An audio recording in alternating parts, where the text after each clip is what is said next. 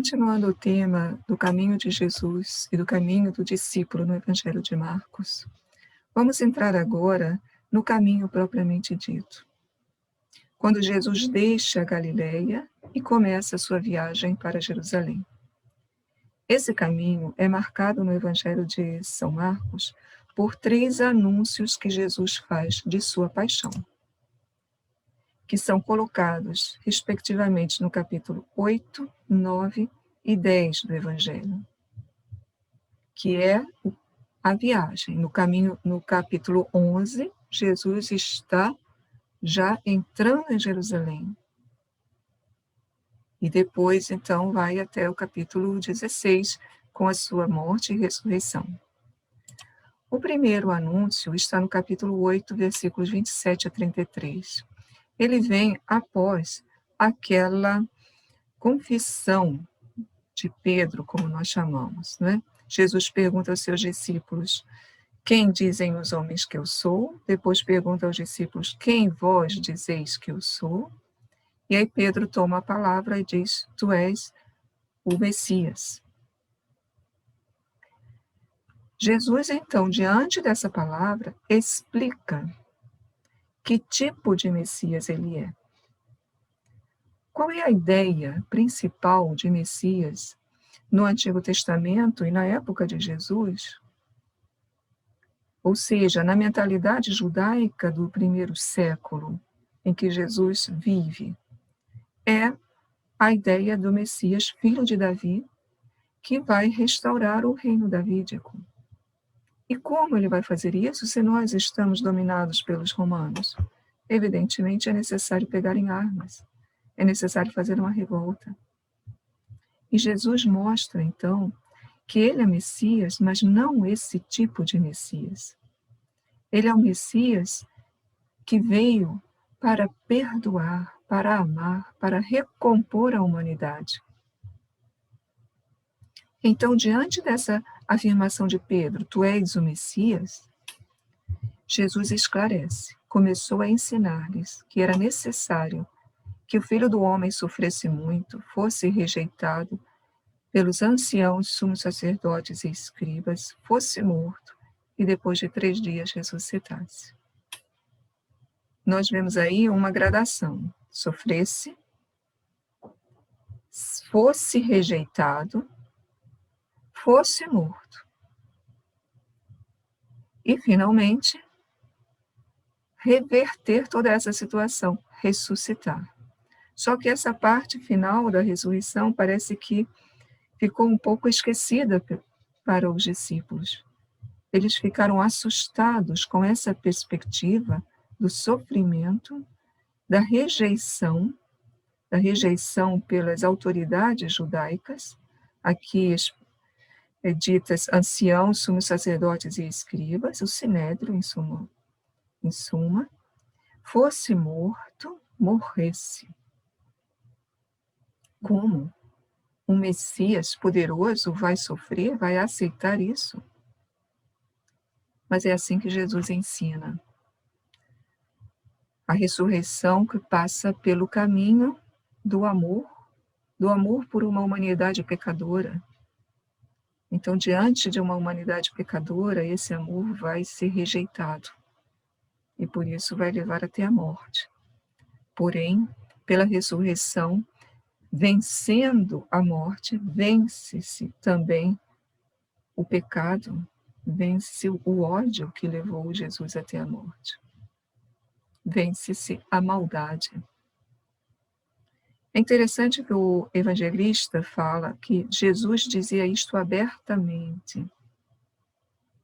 Até aqui, a gente vê no Evangelho de Marcos como Jesus não queria que fosse divulgado que ele tinha feito obras maravilhosas. Exatamente para se evitar que o seu messianismo fosse entendido como um messianismo terrestre, simplesmente. Trazer pão, trazer cura de doenças. É também isso, mas não é fundamentalmente isso. Agora, Jesus não quer mais que fique em silêncio quem ele é. Quer que se fale abertamente. Dizia isto abertamente, ou seja, com todas as letras, para que os discípulos saibam, compreendam e depois, então, depois da ressurreição, anunciem. Só que é muito difícil aceitar isso. Por isso, Pedro, chamando Jesus de lado, ou seja, venha cá, Jesus, não quero falar diante de todo mundo, começou a adverti-lo, a dizer o quê? Não diga uma coisa dessas. Não diga. Não é assim que se pode ser Messias. Não é assim que se pode convencer o povo, conseguir discípulos. Não desse modo. Jesus, porém, não admite diálogo nesse ponto. Ele corta imediatamente. Ele, porém, voltando-se para seus discípulos, repreendeu a Pedro. Ou seja, ele não fala só para Pedro, ele fala para todos, porque todos tinham esse pensamento. Era impensável para um judeu que o Messias viesse sofrer. Então, Jesus fala, repreende a Pedro, mas no fundo, falando para todo mundo, está repreendendo a todos os discípulos. Ali estamos dentro do grupo mais fechado dos discípulos. E que Jesus diz? Vai para trás de mim, Satanás, porque não pensas nas coisas de Deus, mas dos homens. Satanás é uma forma grega do termo hebraico Satã, que significa adversário, inimigo. Não é que Jesus esteja dizendo que Pedro é Satanás, não é isso, mas você está fazendo o jogo do inimigo. Você está se colocando como inimigo do meu caminho. Você não está pensando as coisas de Deus, você está pensando só humanamente. É revolucionário o pensamento de Jesus, porque Pedro pensava como um judeu. Jesus aqui está superando até aquilo que era o pensamento majoritário da escritura do Antigo Testamento e do judaísmo da sua época. Mas Jesus não diz simplesmente, não penses mais as coisas de Deus, não penses mais as coisas dos homens, desculpe. Jesus diz, vai para trás de mim. Nossas traduções às vezes falam, afasta-te de mim. Mas o verbo hebraico não diz isso. Desculpe, o verbo grego diz exatamente, vai para trás de mim. O que é ir para trás de alguém? É seguir. Ir atrás de alguém é ter alguém que vai na frente e eu vou seguindo os seus passos. E é isso que Jesus diz a Pedro. Você está deixando de ser meu discípulo. Seja discípulo. Vai para trás de mim, não sejas inimigo das coisas de Deus. Aprende a seguir-me, a olhar o meu caminho e segue tu também por esse caminho. O segundo anúncio está no capítulo 9.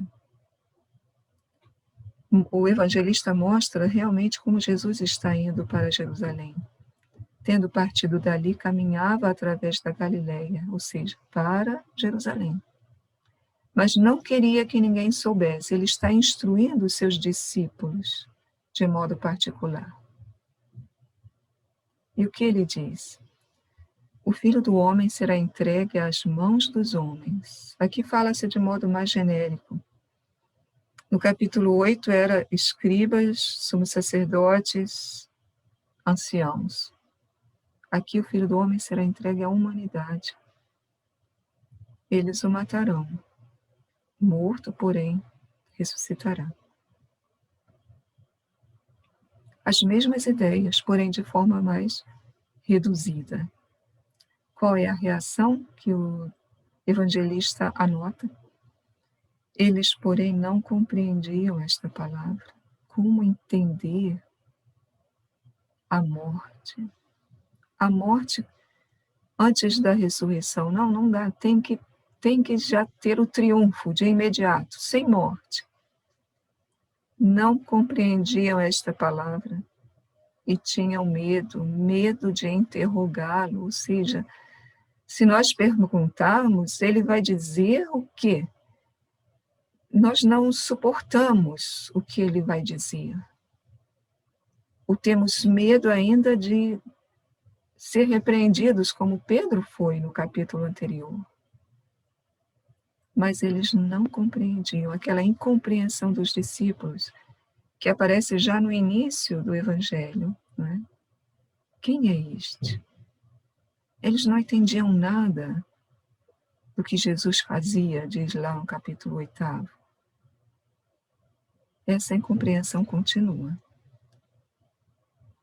O terceiro anúncio da paixão está no capítulo 10.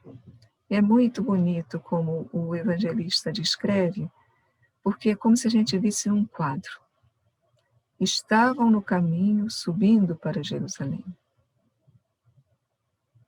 Jesus ia na frente, vejam só o caminho. Seguir Jesus é ter Jesus na frente e seguir pelos seus passos. Estavam espantados, assustados e acompanhavam-no com medo. Em outra passagem, um dos discípulos diz: vamos com ele, vamos morrer com ele.